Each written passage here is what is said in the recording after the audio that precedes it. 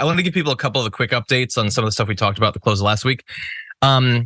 Apparently, allegedly, inside of the first 24 hours after the ceasefire ended, and both sides are saying the other side violated it. Who the hell knows? 700 Palestinians have been killed. Yeah. Which, if that was the total death toll for the entire thing, it would be horrific. That was one day. And on top of that, so we found out that the IDF has been it's been dropping leaflets with QR codes on it into the area to tell people which grid sections, because Gaza doesn't exist as like an organic place with culture and locations and all that. It is now chopped up into grids. Oh my God. That they need to flee and just more south. However far you are, go more south, go more towards the coast, and I'm sure those areas won't be bombed tomorrow or anything. So that's going on. And there's also reporting on Netanyahu. This is again because they talked about this earlier in the conflict, but he is going to the leadership of both Democrats and Republicans in Congress.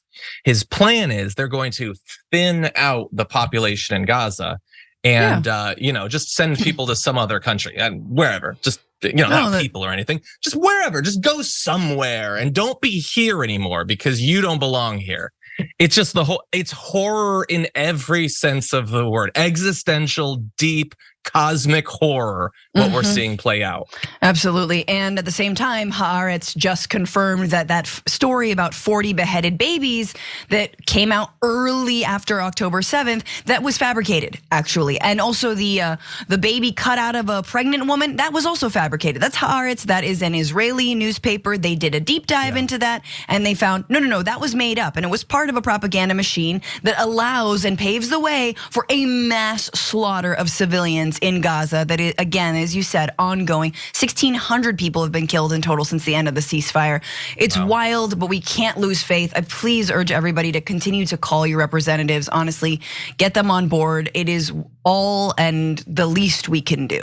Yeah, 100%. By the way, I get why people might have believed that early on. I mean, that was a story inside of a lot of horror that was going on. I get why people would believe that. I also get why you would tell that lie, because it's a quick way to get people on board for something that will result in the deaths of thousands of actual kids, not hypothetical. They actually died. And there's reporting coming out, by the way, of I think it was preemies that had been left behind in some of the hospitals or bombed and just died.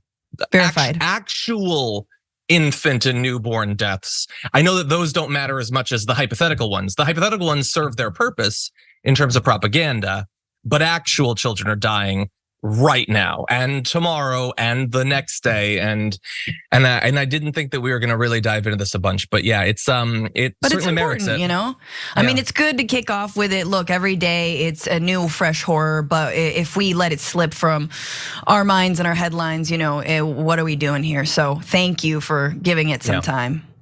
Well, and to the audience for giving it time to actually care. And I honestly wonder, like, I know, when they poll people, what do you think about like the US's role in this? They're very critical of like Biden.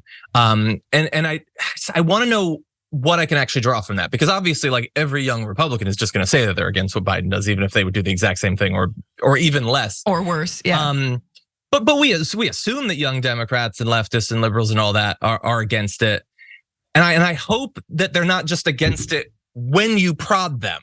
Like, oh, by the way, think about this. You weren't thinking about it, but think about it and what position you have. I hope that they just have that position. And I wonder, I don't want to try to draw too many lessons from like TDR or whatever, but I know we've talked about this behind the scenes. Like, how many videos have we done about this conflict?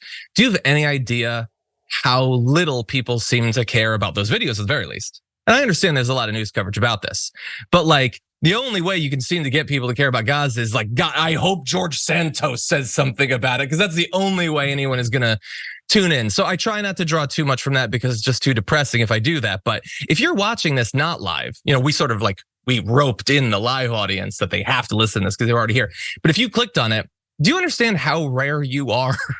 Like compared to, it's really frustrating. But look, sometimes people, Arguably, the dysfunction in Washington is a lot easier to swallow Yeah, than that's true. the mass murder of civilians. So we get it. We know that climate change stories, albeit incredibly important, also don't do it, but we're still gonna cover them from time to time. And also, like, it's YouTube, man. You're having a meal and you're trying to get through the day, and you know, it's I think other platforms sometimes might be the venue. Although suddenly Instagram is my least happy place to be on the internet.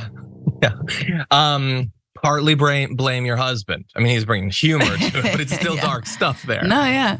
But anyway, yes. So look, there's like the Secretary of State is saying we're pushing behind the scenes for more protections against civilians. So I have to assume that of those 1,600, all Hamas is what I would have to assume.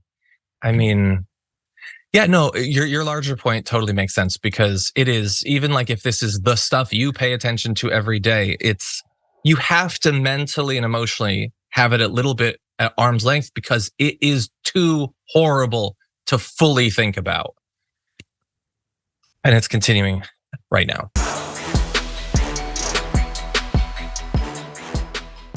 For more political news breakdowns, interviews, stories of activism, and me trying my hardest to care about the occasional big celebrity news story, subscribe to our YouTube channel at youtube.com/thedamagereport. And you can ring the bell wherever it is so you don't miss anything.